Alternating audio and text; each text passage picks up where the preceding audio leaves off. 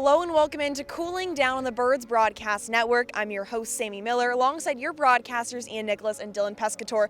And it's a bit weird having a post-game show when the sun is a little bit out. It's a bit foggy out here, but the Firebirds were unable to get it done against the Chatham A's, losing 6-3 in Game 1 of the doubleheader. It was a close battle throughout, but Dylan, how about the pitching? We saw Truitt, we saw Ward, and we saw Rhesus. What did you see from those three arms? I saw Truitt, who got really unlucky. The defense didn't support behind him, and he also hit a few batters as well. So not your usual just hit around the ballpark day for Chatham on offense, but they took advantage of opportunities that Truitt gave to him. Nate Ward came in his first time in 18 days. He looked really good. A scoreless inning from him. Ryan Rhesus, not as efficient, but got the job done, allowed one run on a solo shot to Jalen Melendez right down the left field line. But overall, the pitching wasn't good enough in the 7-inning game. You allow 6 runs, you got a lot of runners on base, and the hit by pitches, 3 hit by pitches in 7 innings, especially all to leadoff batters. That can't happen.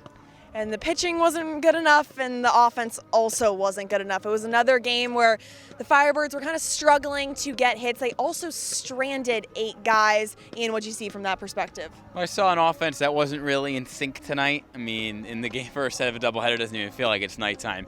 You know, multiple hits from each of the first 4 guys at the top of the order, including Joe Oyama, who was great. His first home run of the year. He didn't get a single hit from the bottom half of the order, though. And that's what has made the Firebirds such a strong team over the last week or so. 1 through 9, a lot of guys could come up in big spots. And there were some moments where, whether it was Justin Rubin, Jack Penny, or Matt Hallback doing their thing at the top of the order, that was great. But you still end up stranding 8 base runners. And that's because the bottom half of the order just wasn't getting the job done. You hope that the bottom half of the order, which is a little bit similar, is able to pick it up in Game 2.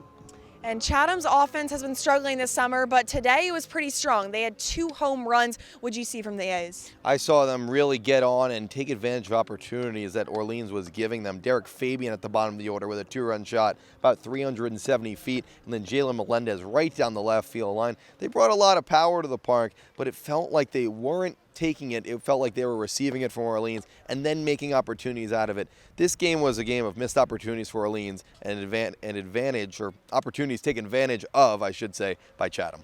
Now, usually I say, okay, they get to wake up in the morning and they have a new day. Well, they have 45 minutes or maybe a little less than that right now, and it's Game 2 coming up soon. So, Ian, what type of adjustments do they need to make to get the win? Well, the starting pitching needs to be a little bit better, and the defense needs to be a little bit better behind it. So you hope Grayson Carter comes in pumping his usual 99, 100 miles an hour for 2 to 3 innings, maybe out of a, he's a guy who's mostly come out of a bullpen this year for Orleans.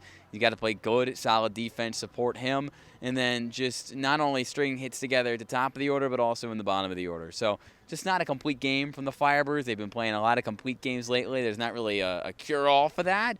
Just understand that the pressure is you can't let a 2-game losing skid turn into a 3-game losing skid, because then you start to really spiral down before All-Star break. You need a little bit of positive momentum before the break tomorrow. Let's see if the Firebirds are able to get it done against an East Division rival in the Chatham A's coming up in about 30 minutes.